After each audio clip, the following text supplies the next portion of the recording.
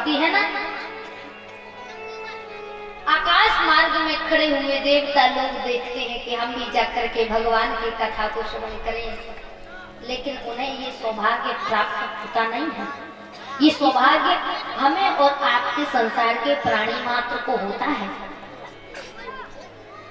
सौभाग्य 100 यानी 100 रुपए होते हैं, 100 एक जिसमें 2 जीरो लगी रहती है, यजमान जी 100 रुपए। और भाग्य, भाग्य या हमारा भाग्य 100 भाग्य यानी कि 100 रुपए, 100 जन्म के भाग्य।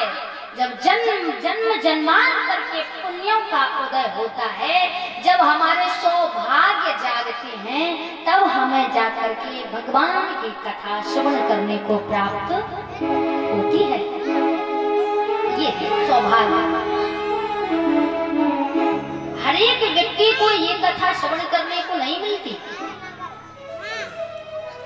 जिसके पुण्यों का उदय होता है, जिसके पुण्य उदय होकर के उसके सामने आते हैं, तब जाकर के प्राणी को कथा का फल प्राप्त होता है। तब जाकर के भगवान की कथा श्रवण करने को मिलती है। वेद व्यास जी महाराज वर्णन करते हैं, एवं विनिमय जाते सुधारा प्रपीयता प्रपश्यामो वयं सर्वे श्रीमद्भागवतम्।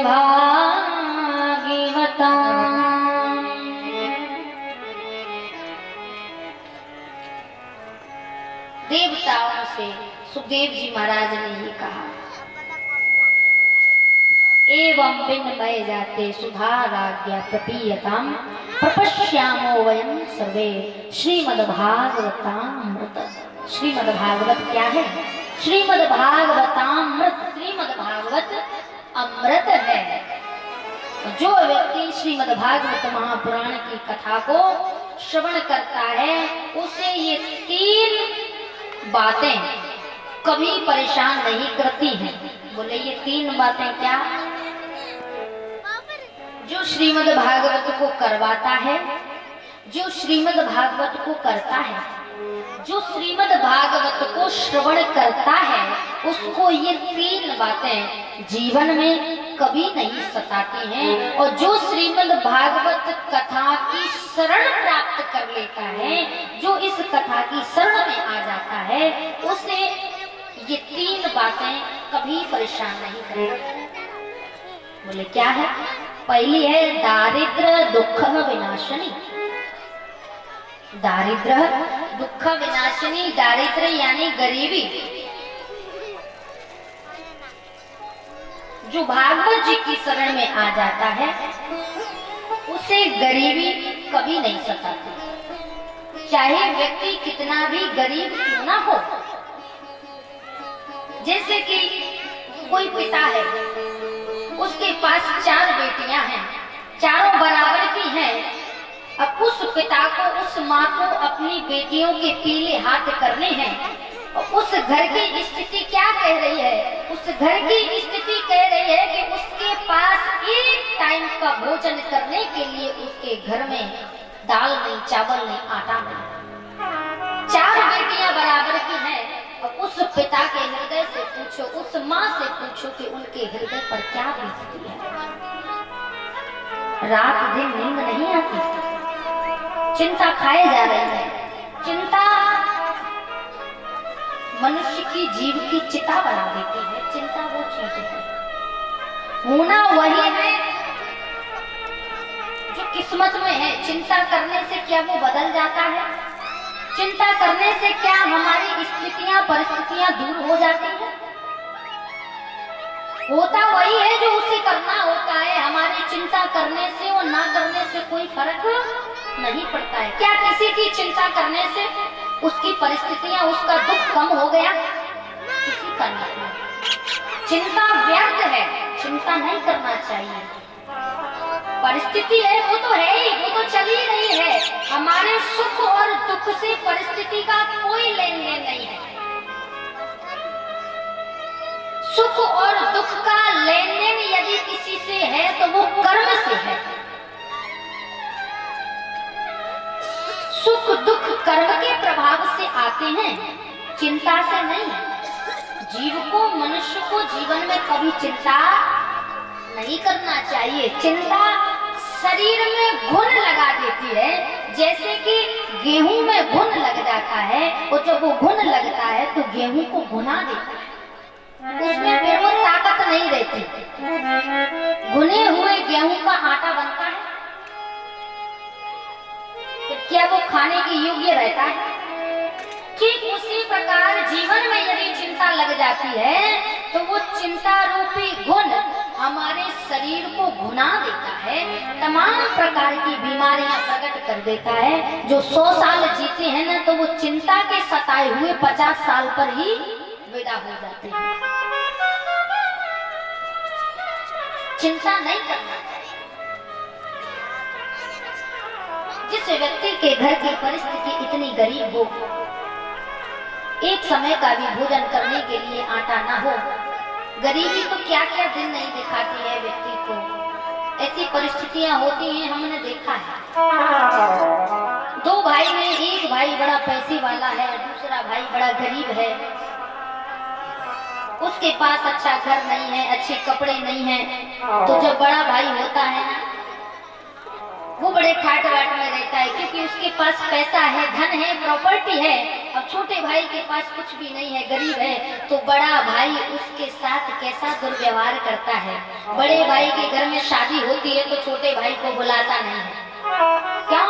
कि जाएगा तो फटे पुराने कपड़े पहन कर जाएगा, और आकर के यदि मेरे पास खड़ा हो गया तो नाते रिश्तेदार पूछे कि ये तुम्हारा कौन है, तो मैं भाई कहूंगा तो उसमें मेरी बेइज्जती होगी।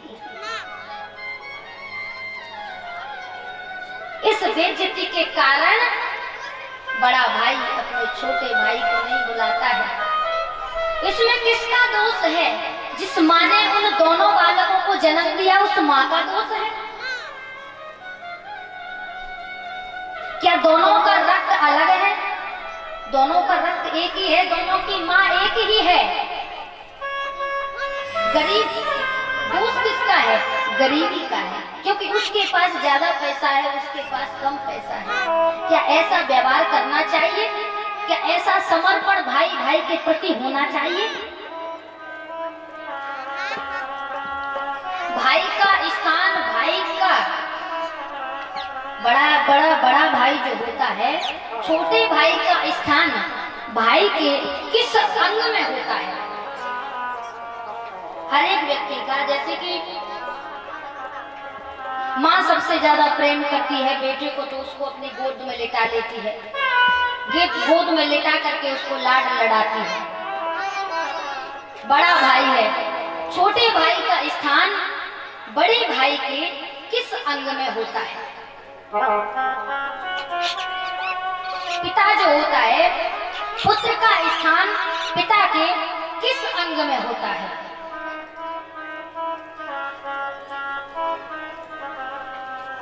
भाई का स्थान भाई के हृदय में होता है। भाई के लिए हृदय बनाया है भगवान ने। पुत्र के लिए हाथ बनाया है, जो पुत्र पिता के हाथ को थामता है। क्योंकि जब कोई भी पिता जब भगवान के पास जाता है तो पिता की प्रॉपर्टी पर, पिता की संपत्ति पर किसका अधिकार होता है? किसका अधिकार होता है? भाई का होता है, या किसी नाते रिश्तेदार का होता है, या पुत्र का होता है? जब बाप जाता है भगवान के पास, तो जब वो जो सारी संपत्ति होती है, धन होता है, जब वो पुत्र की हैंड ओवर करके जाता है तो हृदय से करता है या हाथ से करता है? हाथ से करके जाता है, हृदय से नहीं जाता है। इसीलिए भाई के लिए, भाई के प्रति भगवान ने हृदय बनाया है और पुत्र के लिए हाथ बनाया है।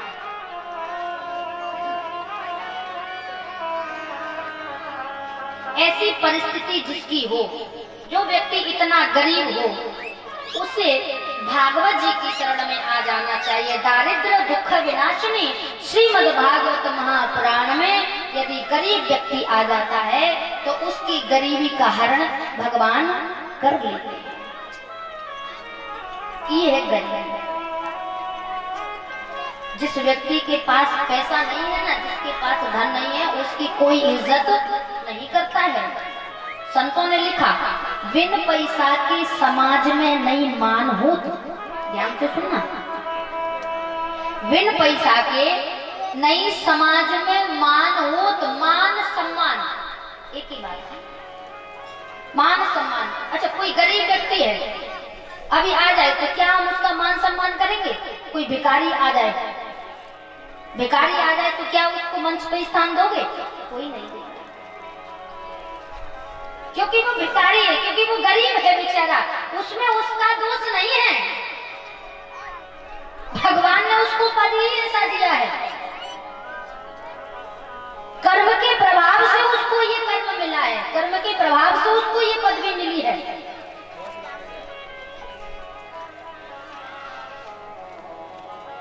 बिना पैसा के समाज में कोई किसी का सम्मान नहीं करता। और कोई महाराज फॉर्च्यूनर में बैठ के कोई सेठ साहूकार आ जाए तो सब लोग खड़े हो जाएंगे हाथ जोड़ के, हाँ महाराज, हाँ महाराज। या कोई नेता आ जाए,